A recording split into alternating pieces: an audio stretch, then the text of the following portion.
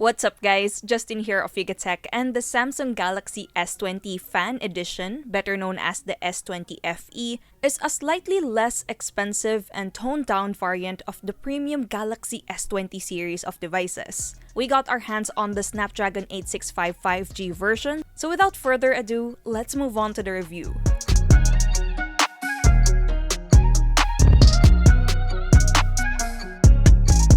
Starting with design. It has some similarities to the more expensive Galaxy S20 and Galaxy Note 20 series. However, this model comes with gorgeous color options. We have Cloud Lavender, Cloud Mint, Cloud White, Cloud Red, Cloud Orange, and Cloud Navy, which is the one we have.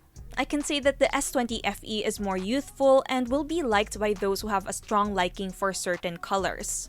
Flipping through its back, it's made out of a polycarbonate material and has a matte finish that is resistant to fingerprints and smudges. We like it. The frame is made of polished aluminum, but it feels like glass. More at the back, there's that rectangular rear camera module on the top left. While moving to the front, we get a 6.5-inch screen with a centered punch hole, slim bezels, and a relatively thin chin. On the right, we have the volume rocker and the power button. They're clicky and reachable even for people with small hands.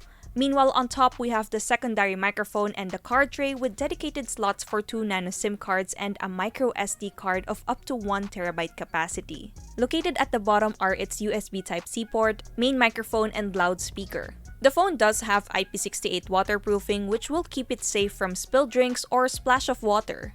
Holding the Galaxy S20 FE, it feels very lightweight, comfortable, and it offers better grip. The design is simple and straightforward, but it doesn't look or feel cheap at all. More on its display, the Galaxy S20 FE features a large 6.5-inch Super AMOLED Plus Infinity O panel. You get a full HD Plus resolution and a layer of Gorilla Glass 3 protection on top. The display is very bright and offers excellent viewing angles. The colors are punchy and you get those deep blacks since it's an AMOLED panel. I like that you can easily read what's on the screen even when used outdoors. Also, this Samsung Galaxy S20 FE has a 120Hz high refresh rate for smooth scrolling, navigation, and better gameplay. There's also an always-on display feature with a ton of themes from the Samsung theme store.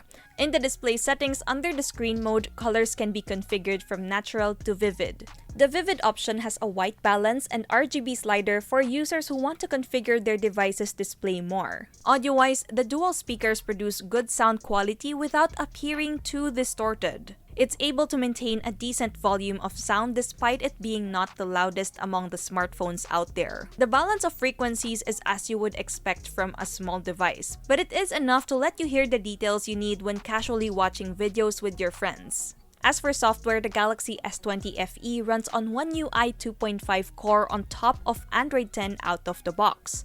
This interface is pretty intuitive, and you can navigate with gestures or the traditional 3-button navigation if you like. Samsung has several apps pre-installed, and fortunately you can uninstall them, which shouldn't be a problem. Out of the 128GB of internal storage, you get a usable 102.3GB. Next up, let's talk about its performance.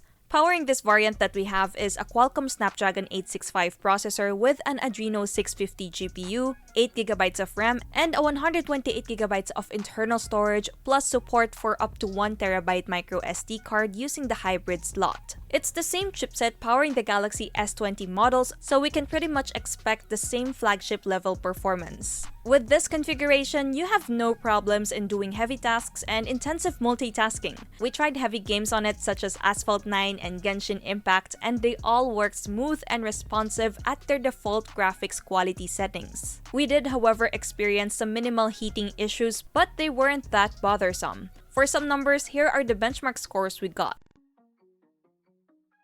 Quickly on biometrics, to unlock the S20 FE, you can use the in-display fingerprint scanner or its face recognition. They're at par with the other S20 devices and they're pretty reliable. On to connectivity, this Samsung Galaxy S20 FE that we have comes with dual SIM, 5G, dual band Wi-Fi, Bluetooth 5.0, GPS, and NFC. And when it comes to battery, it has a decent 4,500 mAh capacity with support for 25 watts fast charging, 15 watts wireless charging, and 4.5 watts reverse wireless charging. This device didn't last as long as we expected, so if you're a heavy user, expect that you need to charge from time to time. Or better yet, use a power bank. We ran it through the PC Mark's battery test, and the battery life was rated at 13 hours and 54 minutes. Which is not bad. It supports 25 watts charging via Type-C port, so a full charge takes about 1 hour and a half. Sometimes even less. Meanwhile, in our standard video loop test, which entails the phone being at 50% brightness and volume,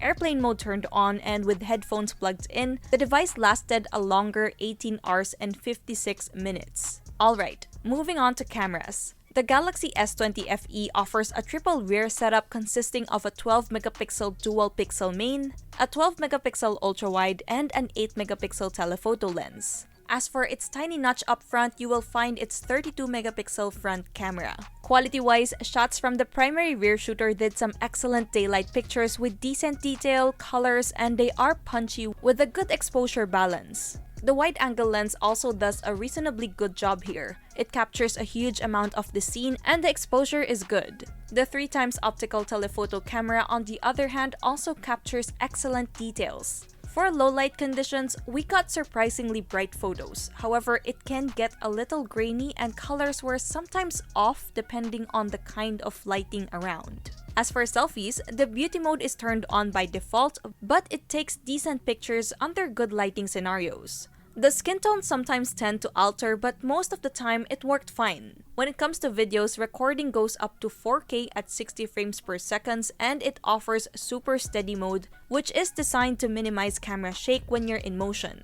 Quality-wise, details and colors are actually good. All in all, the Samsung Galaxy S20 FE packs in a pretty versatile camera setup that certainly is capable of taking good photos, which is also suitable for social media postings. Okay, we're down to our final thoughts. I hate to break it to you, but unfortunately, Samsung just offers the Exynos 990 LTE variant here in the Philippines. And as of now, it is priced at 35,990 pesos. However, either it is the Exynos or the Snapdragon, the Samsung Galaxy S20 FE is a good alternative to the Galaxy S20 and the Galaxy S20 Plus. It has good cameras, an AMOLED display with a 120Hz refresh rate, a sizable battery, a fashionable design, and offers a flagship-level performance at a lower price. This is the kind of phone that you'd be more than happy to use for everyday apps and tasks. And it is one of the best phones for the money right now. So that wraps up this review. How about you guys? What do you think of this Samsung Galaxy S20 Fan Edition? Let us know in the comments. And if you enjoyed this video, be sure to drop a like, subscribe to our channel for more content, hit that bell icon so you don't miss any future uploads, and be sure to visit yugatech.com for the latest tech news and reviews.